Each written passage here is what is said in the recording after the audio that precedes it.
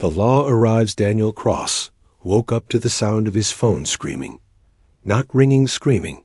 A high-pitched alarm tone he had never heard before. His eyes blinked open, still heavy from sleep. The screen glowed bright red. A strange message. Flashed again and again. Universal law activated. All Earth males must please an alien woman once a day. Daniel rubbed his eyes. What kind of stupid scam text is this? He muttered. But the message didn't go away.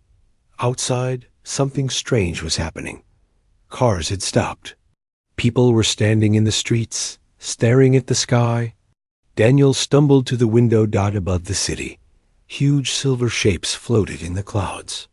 They weren't planes. They weren't balloons.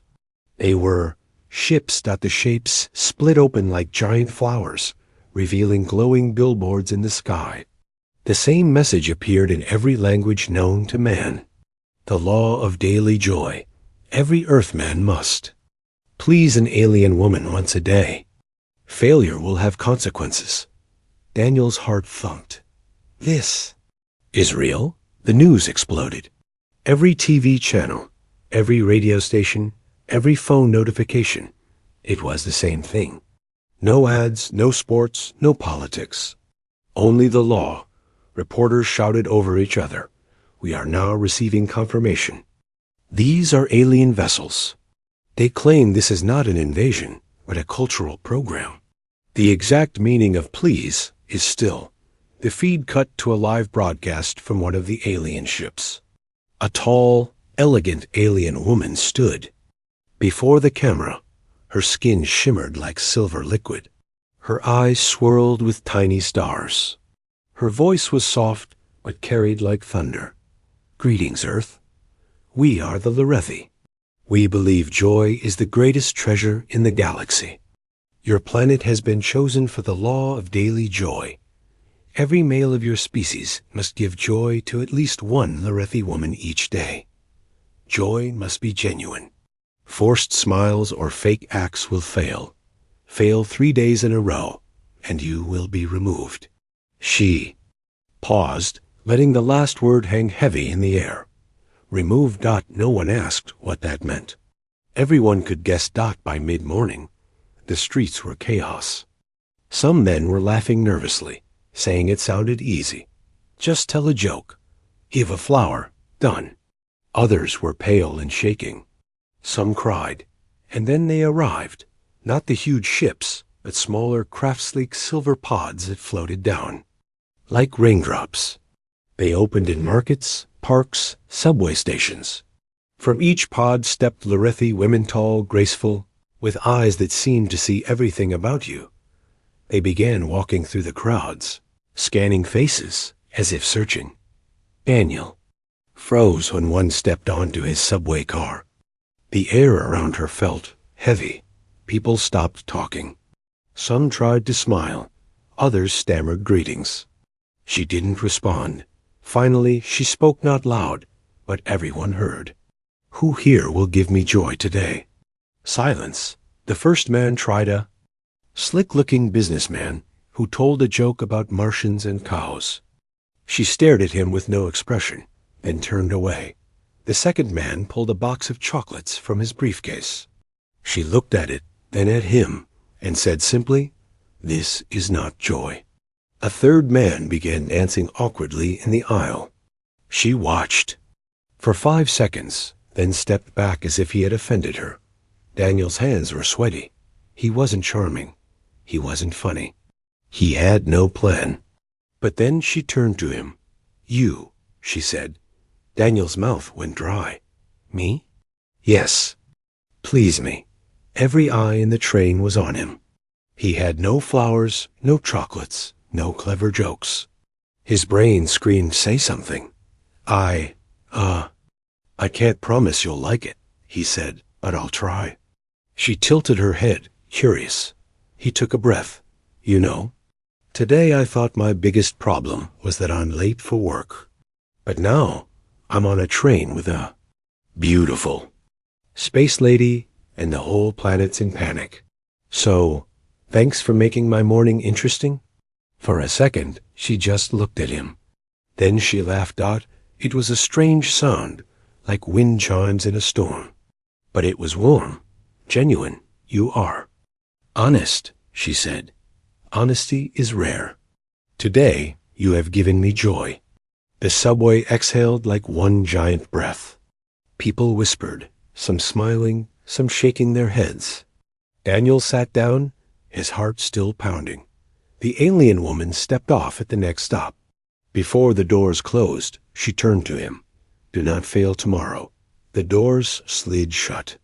The train rolled on. Daniel didn't know what removed meant. But now he knew one thing. This wasn't just some strange law. This was a test. And somehow, he was part of it. That night, the news counted failures. Across the world, hundreds of men had not given joy. They were gone now. No one knew where Daniel lay in bed, staring at the ceiling. Tomorrow, another alien woman would come. And if he failed 3 times, he shivered. The law wasn't just here to stay. It was already changing everything. And this was only day 1. Asterisk first. Contact panic. The morning after the law began, the city didn't feel like Earth anymore.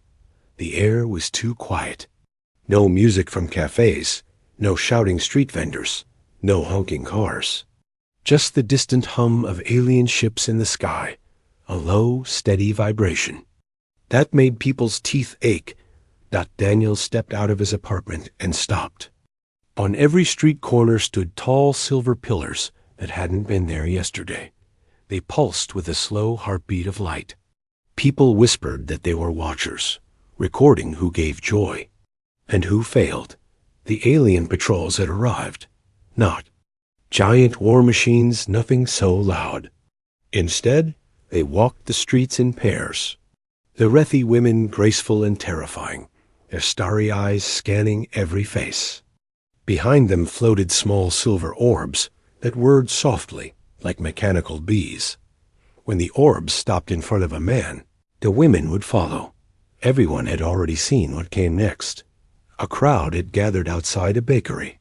A man in an apron stood frozen, flour on his hands, as a Lorethi woman faced him. She asked the question they all dreaded, "Will you give me joy?" His voice shook. I baked something for you." He held out a warm loaf of bread. She took it, broke off a piece, and tasted it. Her face did not change. "This is skill," she said, "but not joy." The silver orb beeped once. The man vanished. No flash, no smoke. He simply wasn't there anymore. The loaf of bread fell to the ground. Daniel's chest tightened. He could feel eyes watching, not just alien eyes, but human ones. Everyone was measuring each other, wondering who would fail. Next, on the subway, it happened again. A young man offered a song on his guitar. She listened for a few notes and shook her head. Gone. It wasn't about gifts. It wasn't about skill. It was something else, something harder. Then it was Daniel's turn. The subway door slid open, and she stepped in. Not the same alien. Woman from yesterday. This one was taller, her silver skin darker, her eyes burning brighter. She moved without sound, without rush. The silver orb floated beside her like a pet. Daniel looked away, hoping she'd pass. But then her voice cut through the air. "You, stand." Every passenger froze. Daniel stood. His legs felt like wet. Roke. She stepped closer until he could see the tiny galaxies in her eyes. "Give me joy." His mind went blank. What could he do? What could he say? He remembered the bread man, the guitar player. All gone. Then something strange happened. He noticed the way she tilted her head, not curious, but tired. Her shoulders were slightly lowered, as if she carried a weight. "You look lonely," he said before thinking. Her eyes narrowed. "Why would you say that?" "Because," Daniel said, "you're looking at people like you've been looking for something a long time, and you still haven't found it." The subway was silent. Even the train's rattling seemed to fade. The alien's lips parted. For the first time, her gaze softened. "You are perceptive," she said quietly. Daniel swallowed. "I don't know if that gives you joy, but maybe it helps you feel seen." The silver orb pulsed with light. It gave a soft tone, not the sharp beep of failure, but something warmer. She stepped back. "Today, you have succeeded. Be ready for tomorrow." And just like that, she walked away. The doors closed. The train moved on. Daniel sat down, his heart hammering.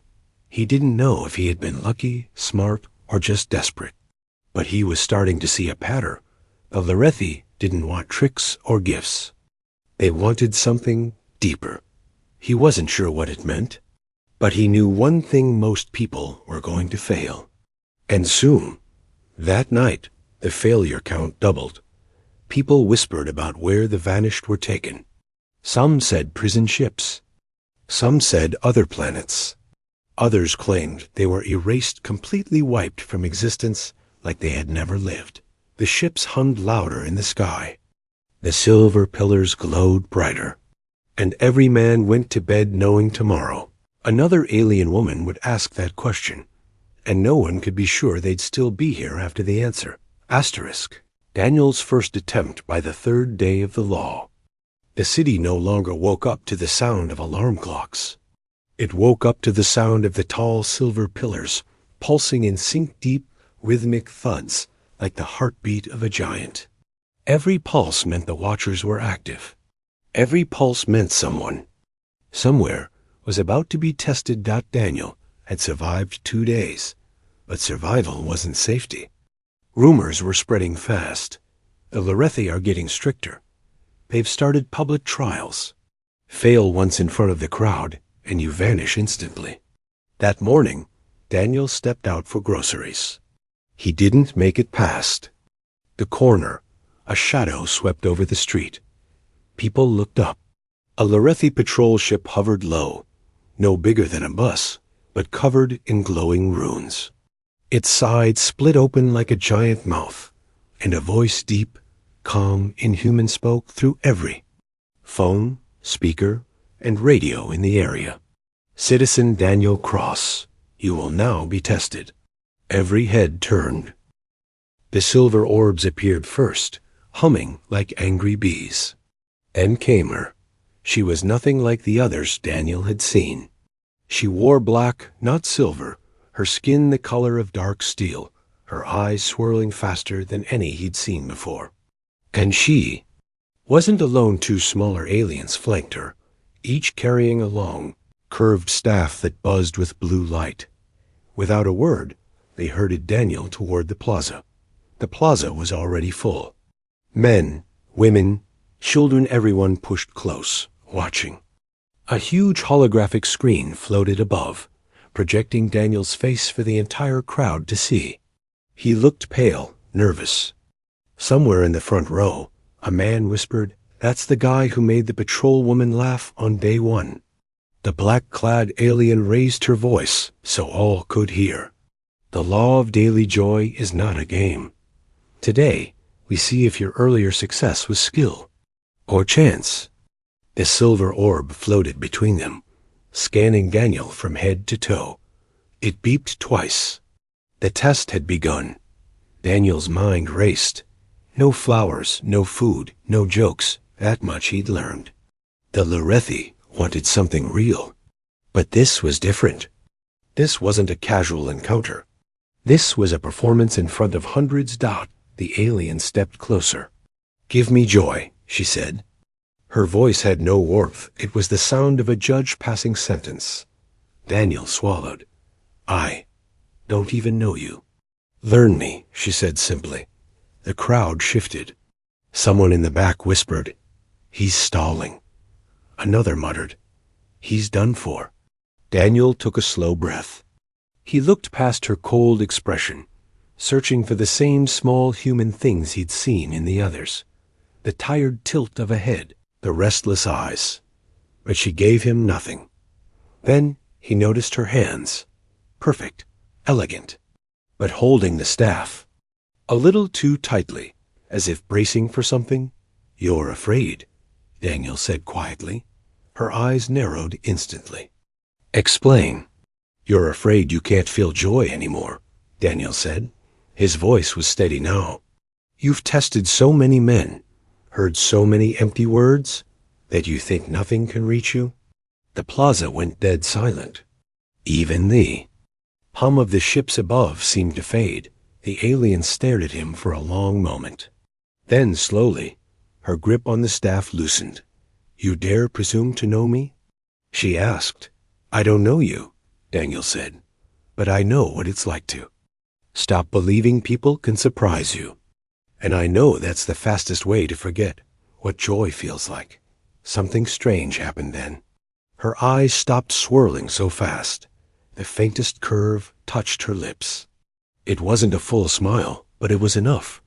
The silver orb gave a warm tone. The plaza erupted in gasps. The alien stepped back. "You have succeeded," she said. "Twice before, and now here. Perhaps you are different." She turned sharply and walked back to the ship, the crowd parting before her. The holographic screen went dark. Daniel stood alone in the plaza, his legs shaking. People whispered as they passed, "He's got a gift. He's dangerous. They'll be watching him now." And Daniel knew they were right. This wasn't just about surviving anymore.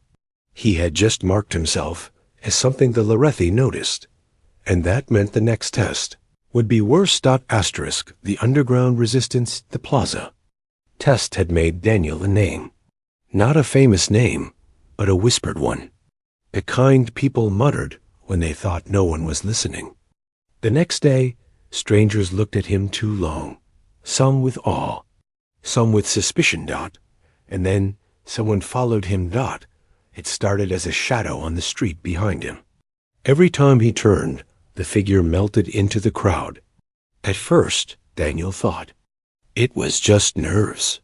Then he noticed the silver pillar on the corner flicker each time he passed, as if it knew he was being watched. Finally, at a quiet intersection, the figure stepped forward.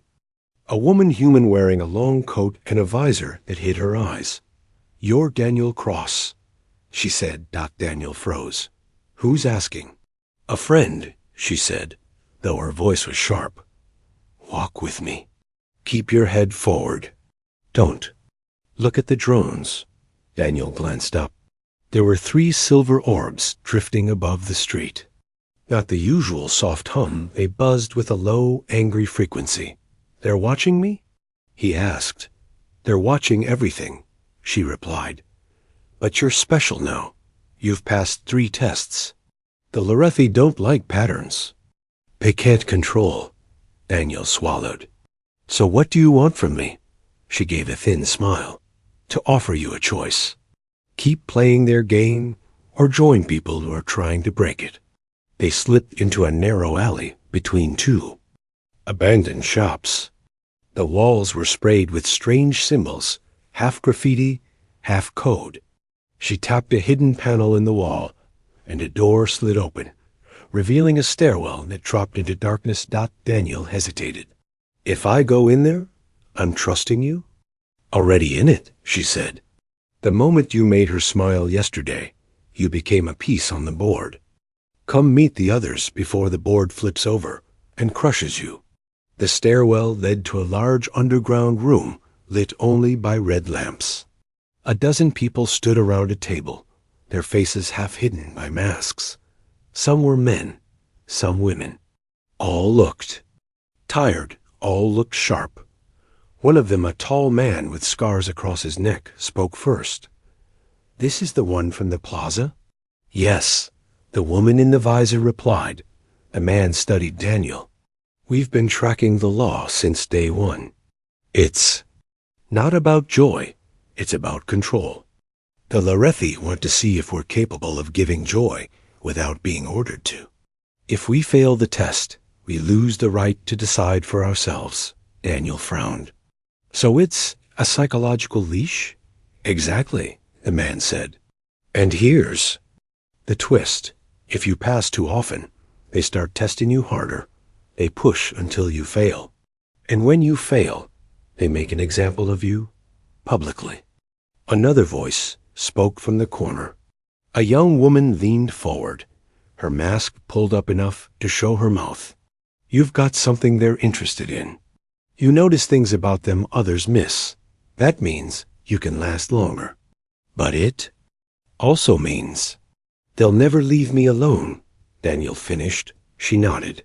You can keep surviving day after day until they take you.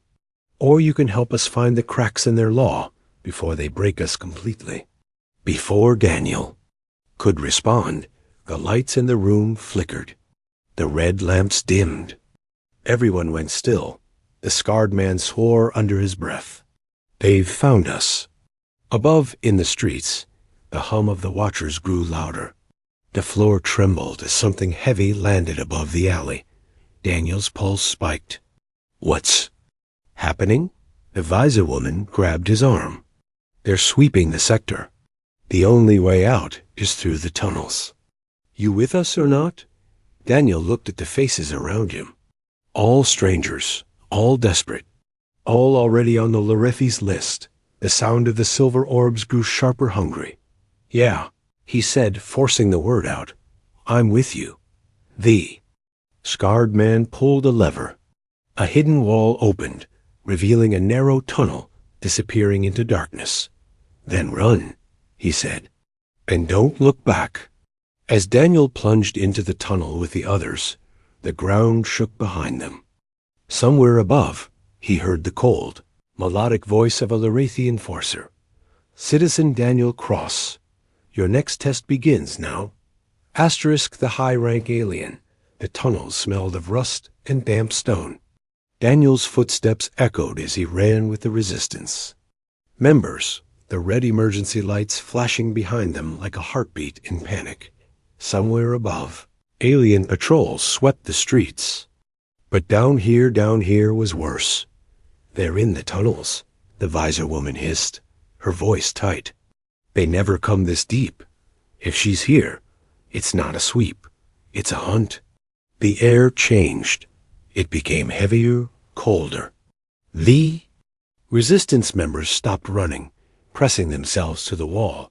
A faint blue glow appeared in the distance, growing brighter with each slow, deliberate step. From the shadows, she emerged that tall, draped in flowing black and silver robes, her skin a shade between liquid metal and midnight sky.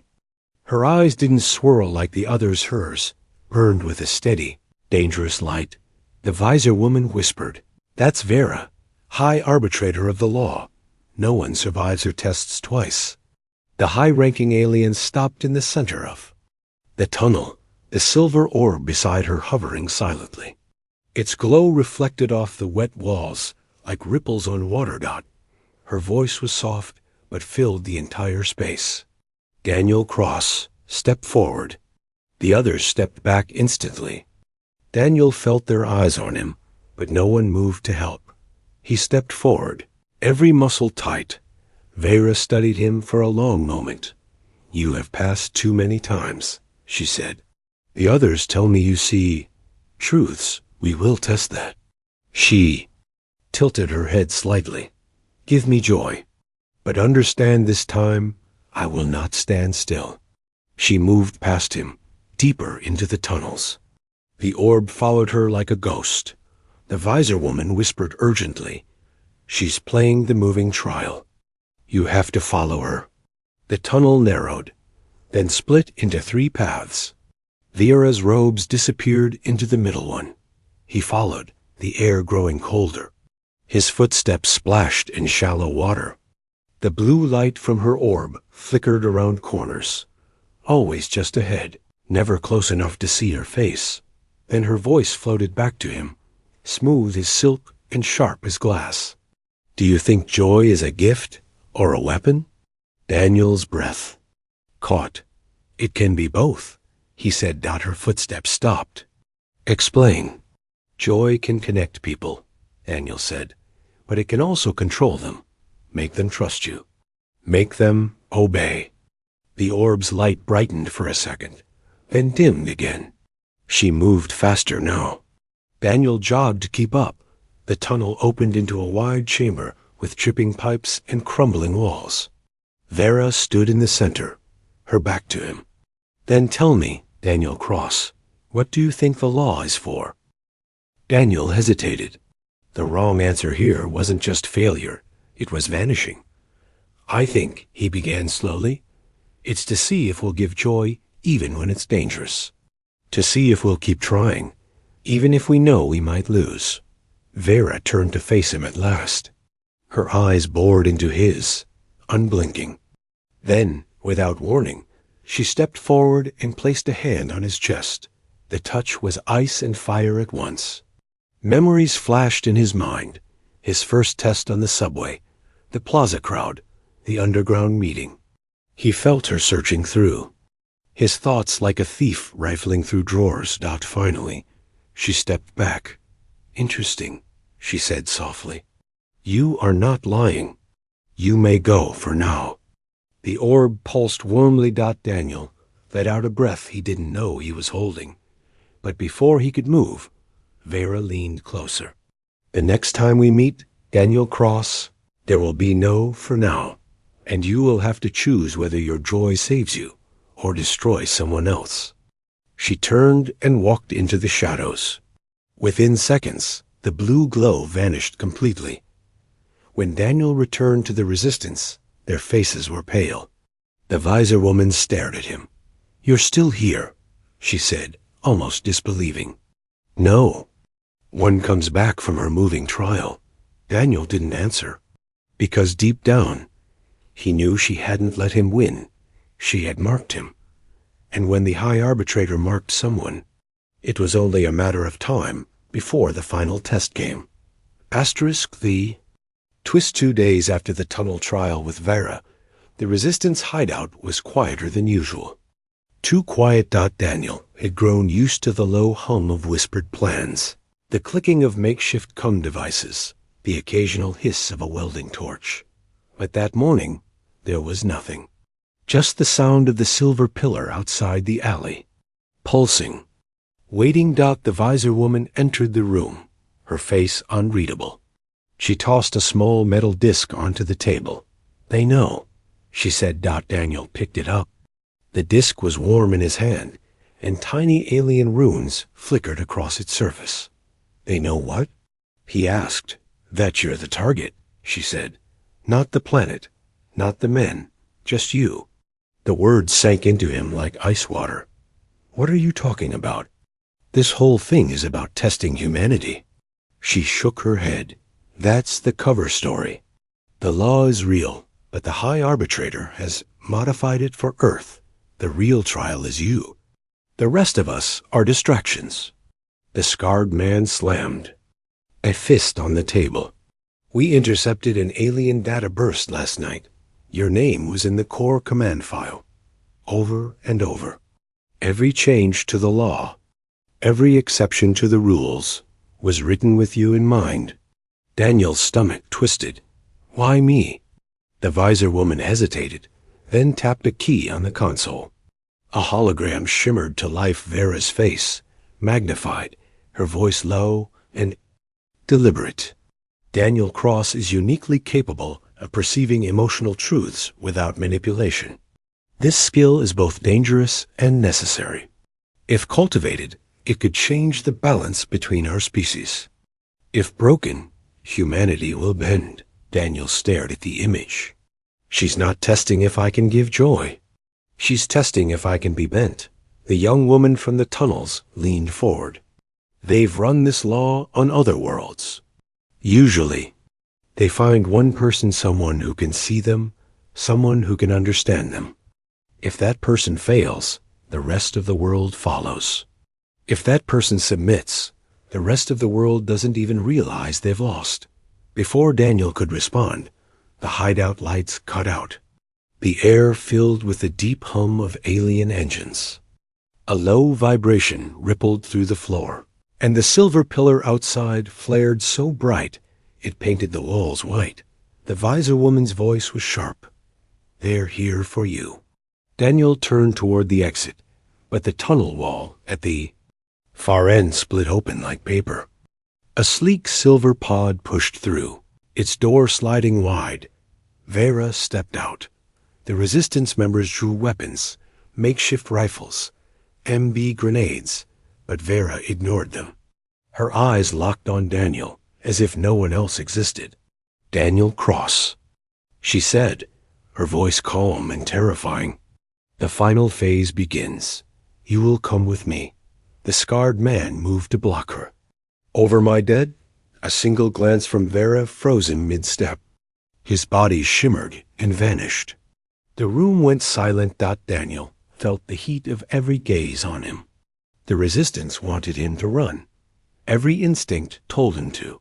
But Veyra was already holding out a hand, not in threat, but in invitation. "You wish to know the truth," she said. "You will find it only with me. And if you refuse, the law ends today." Daniel's mind spun. If the law ended by force, what would replace it? Total control? Annihilation? He stepped forward slowly. "If I go with you, does Earth survive?" Her lips curved, almost like a smile. "If you pass, and if I fail?" The faint smile faded. "Then Earth belongs to us forever." Daniel's hand hovered over hers. He looked back at the resistance faces, tense, desperate, hoping he wouldn't take it. But something deep in his gut told him the only way to win was to step into her game completely. He took her hand. The silver pod closed around them. And the last thing he saw before the door sealed was the visor woman mouthing one silent warning. "They don't play fair. Asterisk humanity wins, but changes forever." The silver pod was silent inside. No hum, no engines, no sense of movement. Just a smooth metallic room with no corners and no door. Daniel stood across from Veyra. She didn't speak for a long time. She just watched him. Finally, she said, "This is the last test. No tricks. No audience. No orb to judge you. Only me." Daniel's pulse quickened. "So if I give you joy, Earth is free?" "Yes," she said. "And if you fail, Earth is mine." He studied her. The steady, burning eyes. The stillness. The weight of every choice she'd made for her people. He realized Veyra wasn't just powerful. She was alone. She had tested thousands, maybe millions, but no one had ever passed for her. "Why me?" he asked. Veyra's voice was soft. "Because you do not try to charm me. You see me, even when it is dangerous." Daniel took a step closer. "Then you already know what joy is for you." Her brow furrowed. "Do I?" "Yes," Daniel said. "It's trust. The one thing you can't order, can't steal, can't fake. You've built an empire on control. But deep down, you want someone who chooses to stand with you without fear." Her expression didn't change, but her breathing did. A small, almost human hitch. Daniel reached out and very slowly took her hand. Not like a prisoner taking a deal, not like a servant obeying a master, but like an equal. "I can't promise I'll agree with you," he said. "I can't promise I'll follow you, but I can promise I'll never lie to you. And I think that's your joy." For a long, dangerous moment, she said nothing. Then the smallest smile touched her lips. "You pass," she whispered. The pod walls dissolved. Daniel was standing in the middle of a vast alien hall, light spilling down from somewhere impossibly high. Floating screens lit up all around, showing Earth cities, oceans, mountains. Free. The silver pillars were gone. The alien patrols vanished. Veyra's voice echoed across the chamber. "Earth is sovereign. The law is complete." The pod reappeared on a city street. Daniel stepped out alone. People surrounded him, instantly cheering, crying, hugging. The visor woman pushed through the crowd and gripped his arm. "You did it," she said, her voice breaking. Daniel nodded. But his eyes kept scanning the sky. No ships, no hum. But deep down, he could still feel Veyra's gaze somewhere far above, watching. That night, the news called him the man who saved Earth. The law was over. Life could return to normal, but it didn't. Some men kept the daily practice, offering kindness to strangers. Some women claimed to dream of silver-skinned visitors who spoke in Daniel's voice. And Daniel himself was different. When people asked what happened in that pod, he smiled faintly and said, "I gave her joy." But he never said how. Weeks later, in a quiet alley, a small silver orb floated down in front of him. It pulsed once warm, familiar. A voice he knew better than his own spoke softly inside his mind. "You passed, but you are still mine." Daniel looked up at the empty sky. For the first time since the law began, he smiled, because he finally understood. Sometimes winning doesn't mean the game is over. Sometimes it just means you've been invited to play a bigger one.